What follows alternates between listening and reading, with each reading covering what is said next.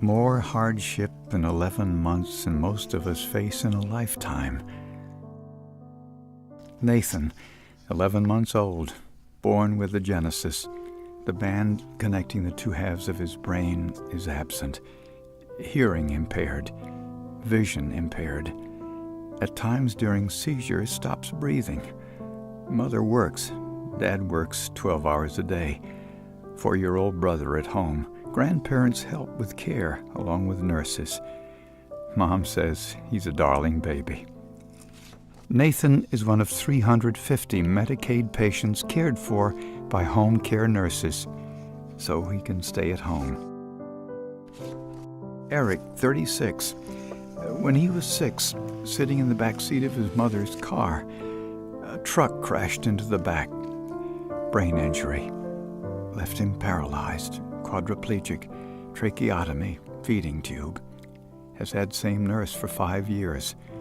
Mother says nurse kept him at home and that she kept him alive. Sharad, gunshot wound 5 years ago. Left him paralyzed from the neck down. Tracheotomy, ventilator. 2 years ago, Mother fell ill. Refused to seek treatment, saying she was afraid if she wasn't there to care for him, her son would be put in an institution. Somehow, nurse worked it out. Mother had surgery, house burned down. Somehow, nurse worked that out too. Jessica, 22. Cerebral palsy, grand mal seizures, heart disease, legally blind. Oxygen 24 hours a day. Food and medication through a tube.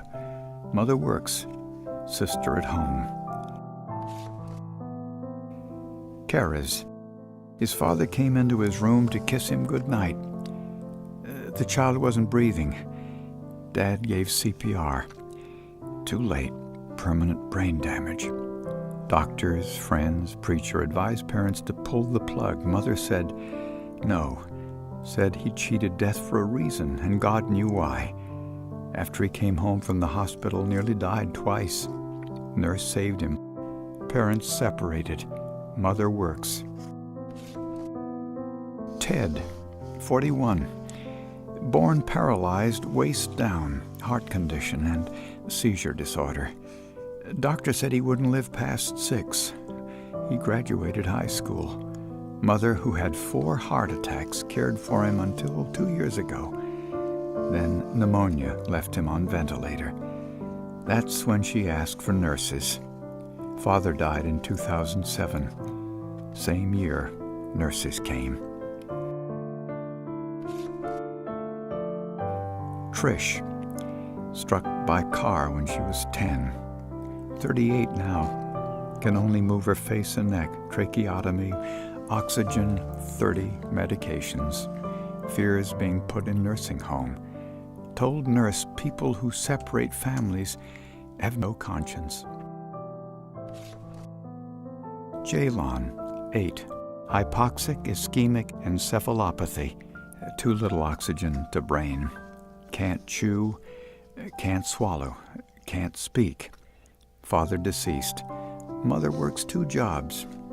No other family. Mother sleeps by child's bed.